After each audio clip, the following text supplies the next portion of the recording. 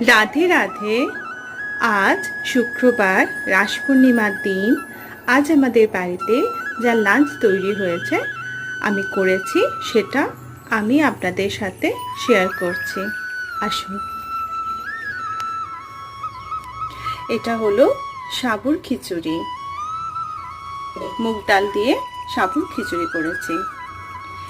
এই হলো বাঁধাকপির তরকারি, টমেটোর চাটনি যা নিরামিষে করা ছিল।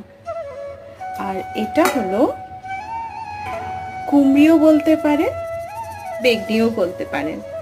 আমরা বেগনি বলি, তবে কুমড়ো দিয়ে খেতে বেশি ভালোবাসি বেগুনের থেকে।